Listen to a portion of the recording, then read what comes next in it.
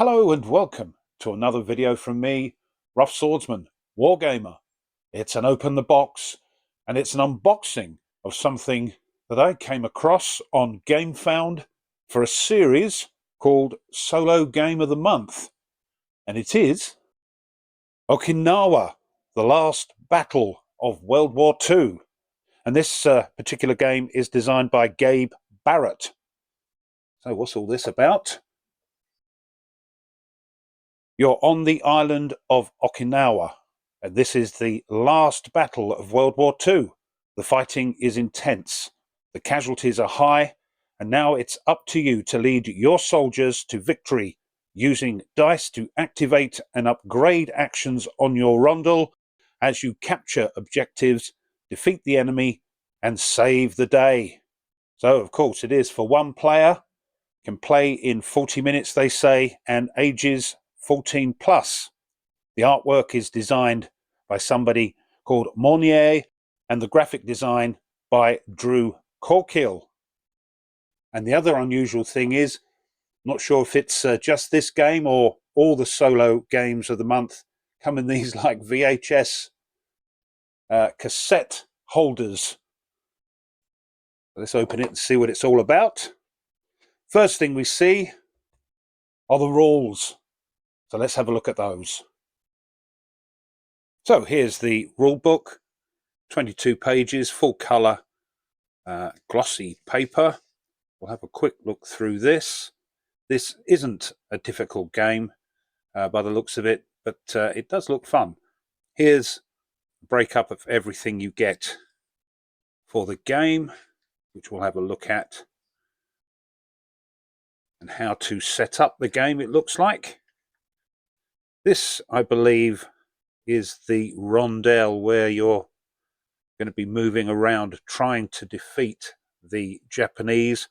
Here's a resupply card, which you'll get reinforcements and the like. And the Japanese you're going to be facing life tokens and dice. Winning and losing, how to play the game, the objective setup. I think there's 3 you have to complete. Playing a turn, movement, resupply tokens,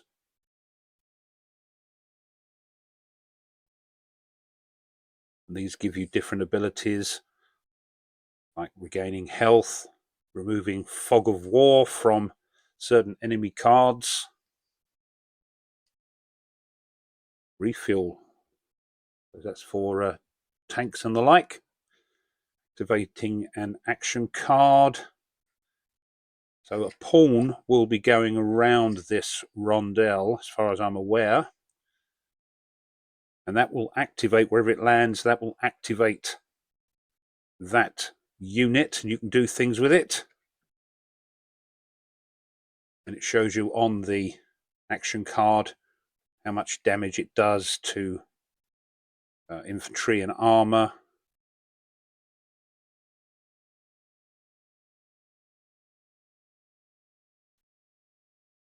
Sandbag tokens in this which you can use to block a damage.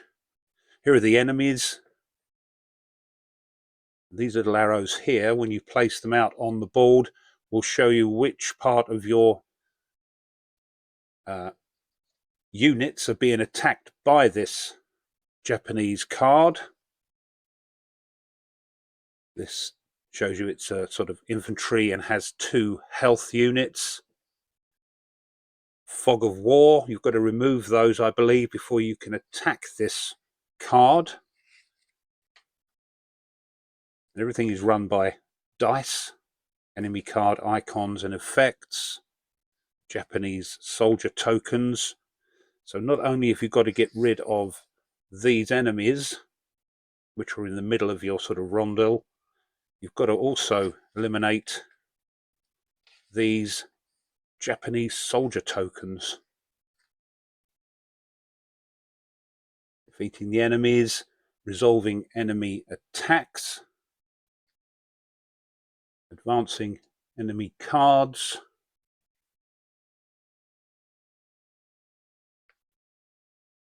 as you eliminate these cards in the middle, they may move up and another one may come in to replace it. Beating and completing an objective, capturing an objective, and it's always Hill 89 as the final objective in this game. And you can adjust the difficulty if you wish. And on the back, a nice little icon reference. There we go. Them's the rules. Some plastic bags to put your bits and pieces in. Here's the command pawn you'll put on your rondel of units to move around and activate. Here are the action dice, which I believe you'll use to move the command pawn and also to maybe do an extra action on those units you've got. Handful of D10s. These, I believe, are used by the Japanese. So I've sorted out the cards. We've got Rifleman. I think this icon means the sort of starting cards you're going to have. They're double-sided, but for these cards, they're the same on both sides. You'll see that some of the cards are different on the other side, but here we've got sort of Rifleman. We've got a bunker as well.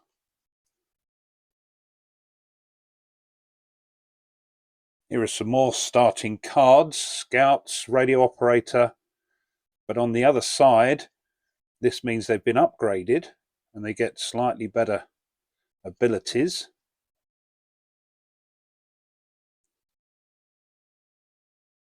These stars are the reinforcement cards you'll get. Look, there's a Corsair. Demolitions. Machine gun teams. Looks quite a good game. I'm quite looking forward to playing it. But these can be upgraded, as you can see. And we've got Shermans here.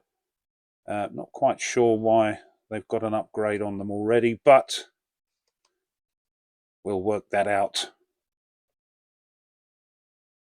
Here's the resupply card you're going to put down next to the rondel you're going to use. And here we've got the objectives that are picked randomly. Quite a few. And there's Hill 89. That's the one we always finish on. And they've got their, yes. So it's 4 objectives. Ah, I see. You pick one of objective 1, one of 2, one of 3, and this is the one you always end on. Gotcha.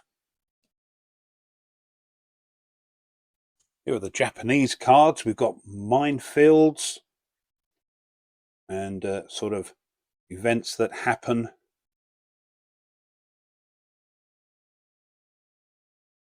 Crazy. Dogfight. And on the back of these, there's either a sort of unknown or there's a letter. And these, I think, correspond to the objectives. And it tells you what type of enemy to put down. So, snipers, mortars, and again, these arrows I think I mentioned earlier, when they're on the table, this is where they're pointing to and who they can attack if your pawn ends up in one of those unit cards. Oh, there we are. Tank for them. Aha!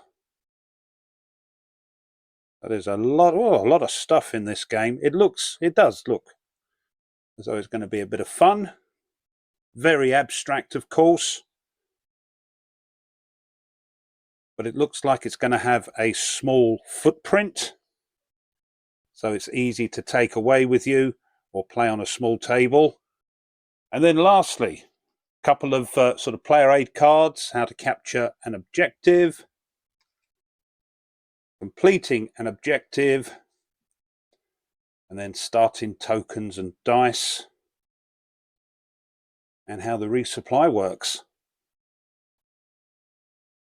And lastly, 3 little counter sheets, all nicely sealed. Let's have a look at those.